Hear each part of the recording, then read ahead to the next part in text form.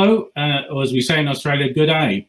I'd like to talk today about how you can work within your organisations to challenge and test the decision making that takes place.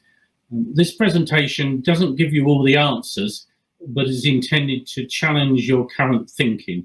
It certainly requires you to go away and scratch your head and think a little bit about what I've said, to download something and see if it works for you. The first thing I have to do is ask you some questions, and if you disagree with all these questions, then, well, maybe you shouldn't listen to the rest of the presentation. The first question I have to ask is that you believe or you agree that every organisation exists for some explicit purpose. There may not be coherence in terms of understanding what that purpose, but it still exists. An ultimate goal, much more than a mission statement. The second thing I'd like you to consider and see if you agree and disagree with is that to achieve that purpose, people in organisation need to recognise opportunities as they arise or emerge, and then exploit those opportunities by way of making and implementing decisions. Thirdly, that of course the success of the decision, in other words, that it leads to the outcomes that we want and avoids the undesirable outcomes, depends very much on the quality of the decision. And fourthly, that the quality of decision making is therefore central to good governance. And what I mean by governance is the way an organisation is controlled or operates. So if you agree with all those statements, it therefore follows that to achieve an organisation's purpose, there is a heavy dependency on the quality of the decision making. And because of that, you need to start asking yourself whether your organisation explicitly and actively manages, tests and monitors the success of its decision making. If it's that important, well, surely it must do that. And it should do that at all levels, because it's not just decisions at the top table that matter. And of course, it's not just some decisions. It's not just decisions about the strategic plan or the project plan, but all decisions that matter, because they all should contribute to the organisation's purpose and the achievement of that. And therefore, there should be a shared understanding throughout the organisation of what good, successful decision-making looks like. So what do I mean about successful decision-making? Well, it's quite clear that the decisions actually advance the organisation's purpose and don't detract from them, as I'm afraid quite often decisions do. The decisions that are taken optimise the opportunity. And I might just mention at this moment, because this is the second time I've used the word opportunity, I'm not using the word in relation to the sort of bastardised definition that's put around by the risk management profession, but I mean quite simply an opportunity is a set of circumstances or times when it makes it possible to do something. Simple as that. The third feature is that the decision is durable. In other words, it lasts a good long time, and built into the decision is the ability to anticipate changes that might occur that could invalidate the decision or require a revisiting of the decision. And finally, that all the elements of the decision-making process act to provide sufficient certainty that you will actually achieve the outcomes you desire and intend, that no part of it is weak, that it all pulls together in that direction. And those four things are what we would look for in successful decision-making. Now, I'm not here to sell a book, but I have to mention that Roger and I have written a very slim book called Deciding. It's actually selling rather well at the moment and getting quite a following, where we concentrate on what makes good decisions and particularly how you can improve the decision-making in yourself and in your organisation. We wrote this for deciders and particularly for people who think on the basis of what we've experienced in over 40 years each in our careers, helping large organisations and small ones make even better decisions. What we particularly include in the book was a large number of analyses of decisions that have been successful and, of course, those that haven't been successful to illustrate the points that we make. So before we get into how you might go about assessing the decision making in your organization, there's a couple of considerations that I have to bring up. The first of all is that all decisions are taken within a context or background. And that means that when we make a decision, we have to take into account factors, not only those within the organization, internal factors, but those which are external or even wider than the immediate external environment, so that we take into account external influences, stakeholders, dependencies, and those external influences, particularly through globalization or country-wide effects, which can still significantly influence the outcomes of a decision. The other thing we have to note, of course, is that none of those things are fixed, and a decision we take now may be influenced in the future by changes in those aspects of context. We may draw an assumption about the external environment which will not be valid in a short period of time, and that may therefore require us to revisit the decision to avoid unintended consequences. The second consideration is that decision making is not a machine-driven process. Sure, there's artificial intelligence which will aid our decision making and various other guides, but ultimately decision making is a human activity which therefore involves particularly conversations with people who will know something or be able to give advice that can inform the decider and ensure that the decision is properly based. And those conversations may be good or they may be less than successful. The other thing, of course, is that we all come with baggage, the biases and values which we've accumulated over time, and those will influence and skew the decision, which is another reason to have a nice, broadly based conversation to inform you if you are a decider. Finally, of course, there's our own knowledge, which may be good in parts and not so good in other parts. It can be variable, together with our skill and experience of similar situations. Again, that reinforces the need for having conversations with a wider group of people so that we're properly informed before we make a decision.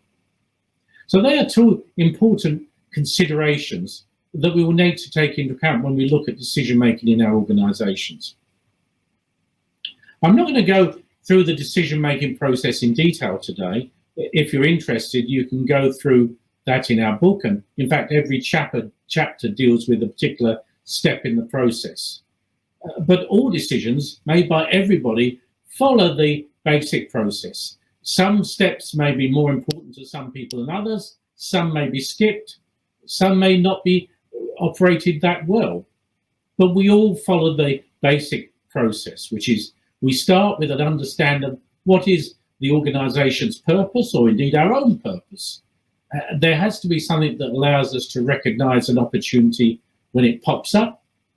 We then have to develop some options and consider the assumptions that are related to each of the options. Those options are actually sort of tentative decisions, the way we could respond.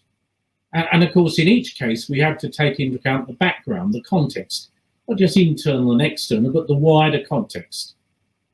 We might need to add some certainty to that process. I'll talk a little bit more about that in a moment, but particularly we might want to add some secondary elements to our decision to ensure that we are successful with our outcomes and to reduce uncertainty. Then, of course, we implement the decision, and hopefully we monitor to see whether the outcomes are those we desire, and particularly that the assumptions we made as the basis for our decision are still valid and not been altered. And you'll see that there's a feedback loop here that allows that step to take place. So that process is followed by everyone. It's what we call the universal process.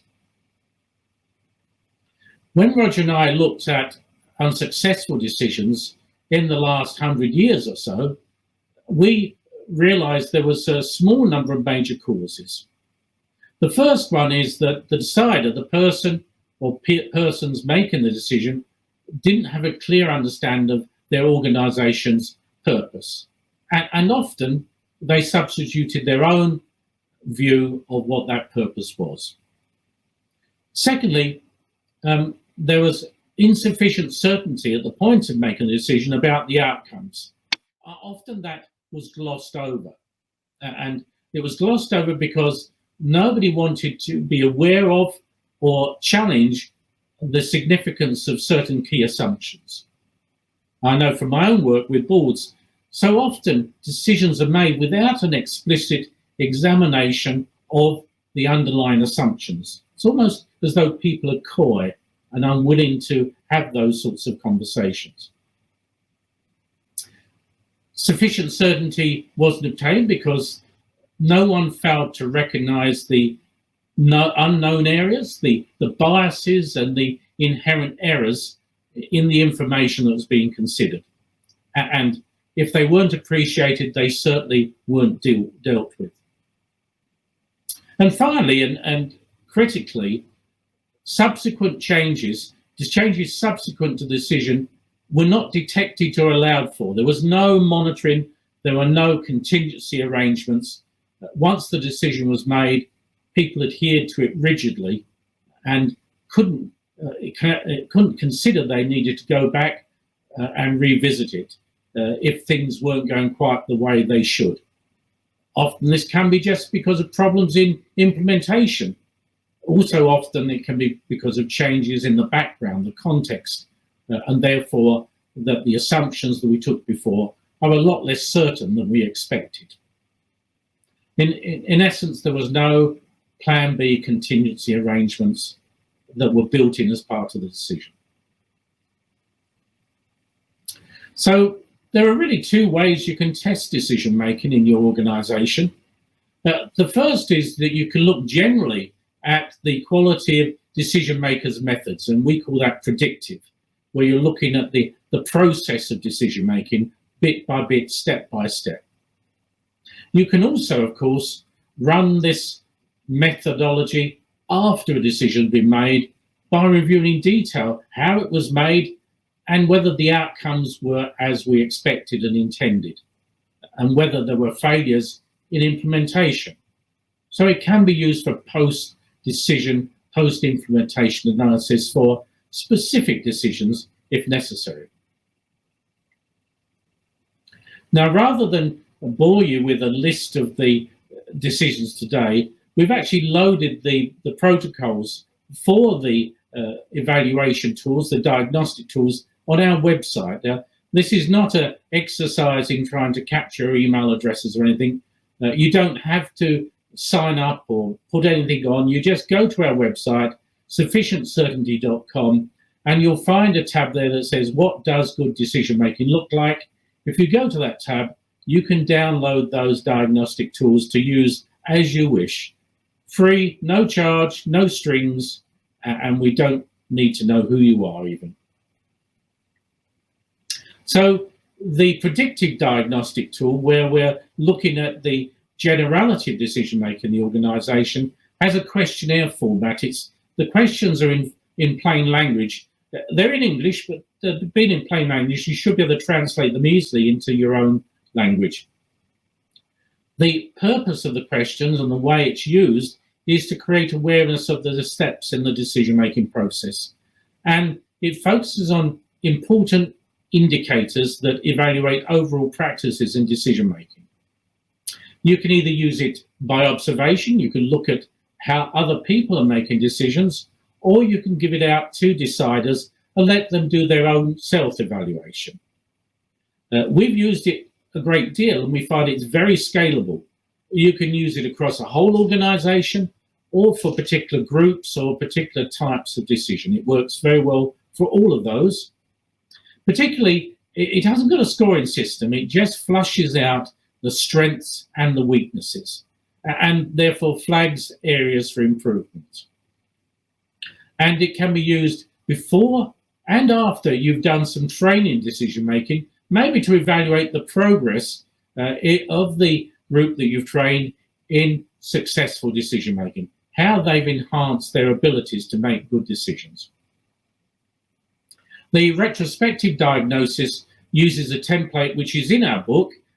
It's given in that template and allows you to do a detailed review of decisions that have taken place. And you can look at either successful, unsuccessful decisions, or maybe a decision which is pending now. It's suitable to a whole range of decisions, from the most large and strategic to the smaller operational decision.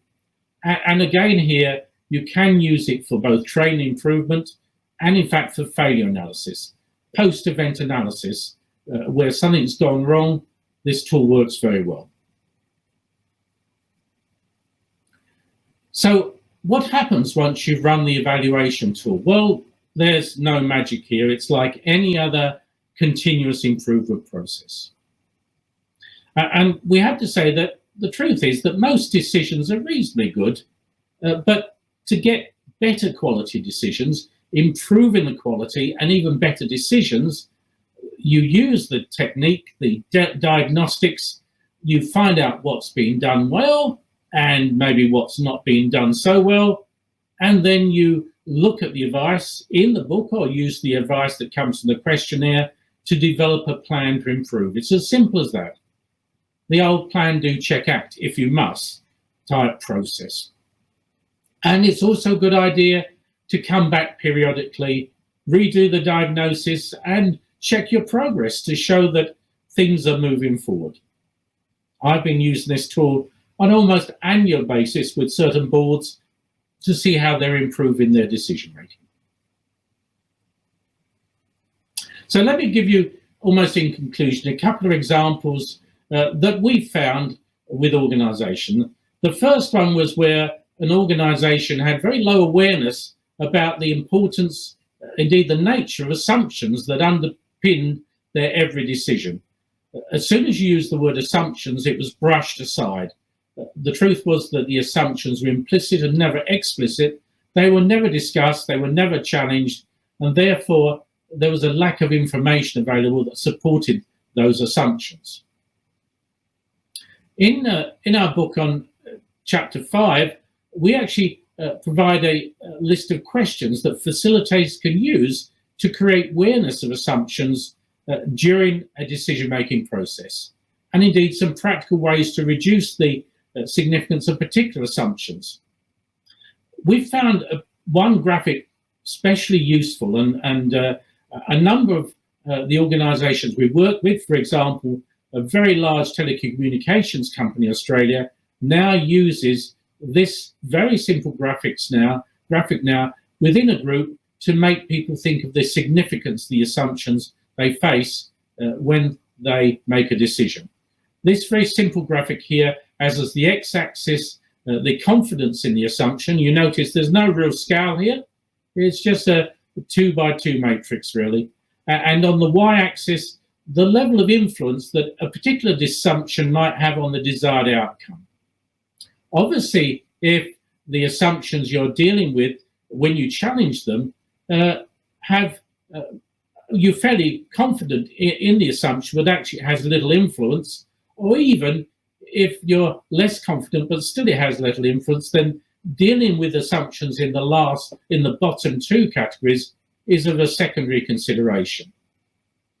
However, if we find that the assumptions we're considering, we might be highly confident in the outcome, but they have critical influence on the decision outcomes, then we need to look further. If it's important, as labelled here, in other words, we're highly confident in the assumption, but it is still pretty critical, then it would be a really good idea to monitor the circumstances and situation of that assumption going forward after the decision to ensure that the assumption remains valid and to pick up any changes that may, in many ways, invalidate the decision we've made. If we find that the assumptions are highly influential, but we have low confidence in them, then that suggests we need to take some additional actions associated with the decision. For example, we might wish to put in some secondary elements to ensure that the outcomes are sufficiently certain. Or we might want to revisit the decision and maybe choose a different option. Or we might just go away and seek more information to reduce the uncertainty associated with that particular assumption. So you see how that very simple device there can transform the conversation about assumptions and can lead to a fairly dramatic improvement in the quality of the assumptions, the level of confidence that people can have in the assumptions, and therefore the quality of the decision. A second example is about the need for monitoring, and it's very much linked to the first. We've often found that organisations make decisions, individuals make decisions, and then go away and never check to see even if the outcomes that they intend are being delivered, that the implementation is proceeding as they wish, let alone monitoring to see if the context has changed or the assumptions about the context remain valid. In our book on chapter 7, we put an additional appendix in this because there is so much information to give. We look at a range of things that can change and how they can be detected, and the efficiency of selecting particular means of monitoring, not, I hasten to add, wide-scale auditing, but more proactive and active monitoring, and how to use those monitoring tools and devices to inform decision makers, allowing the decision to be re-evaluated if necessary. A big focus on not just the monitoring method, but how the results of the monitoring can actually be used. So there are two examples of where you can use these diagnostic tools and improve some, quite frankly, some fairly common problems in your organisation associated with decision making. Therefore, let me summarise what I've talked about today, and I hope that I've made you think. I hope that you've considered very carefully and will go away and think very carefully about how you and your colleagues, and indeed people across your organisation, could make even better decisions in future. What I think, and I hope we've agreed, that everything an organisation achieves or fails to achieve is the consequence of a decision. And by achieving, I really mean that it supports its purpose rather than detracts from it. The quality of decision making is really important, and yet, I think the truth is, tends to not get enough attention. We assume that when people get senior in an organisation, they're just good at this, and I don't know, often that is not the case. Even though we all use the same basic method to make decisions, everybody's ability and their skills, and indeed their awareness of the steps of the method and how they can be improved, does vary. Individual skills vary, and therefore bringing about improvement does require some form of objective assessment. We can't do it through some magic. We can't do it from just sending people on some decision-making training course. It's good to open their eyes through some objective assessment method that they can either use themselves or that they can participate in. They can gain some ownership. The relatively simple diagnostics that Roger and I have produced very quickly focus on where improvements are needed. They flush out the weaknesses and the strengths and allow you to focus on remedial actions. And I mentioned again, our book provides some very practical guidance where you can make those improvements. And the guidance is in such a form that can be readily customized for diagnosed individual needs. So there's no problem in saying, this is a particular area, I'll turn to that chapter and find out how I can improve. So I hope you found this interesting. It certainly may not be the sort of presentation you'd expect at a risk management conference, but you've probably heard my views on the fact that risk management and that phrase has now become a millstone around the neck of many organisations, and obviously is not contributing to the quality of decision-making in organizations. In fact, there are many examples of where it detracts from it. So thank you. And look, if you'd like to ask me some more questions or to correspond with me, you'll find all that contact information on our website. Thank you very much.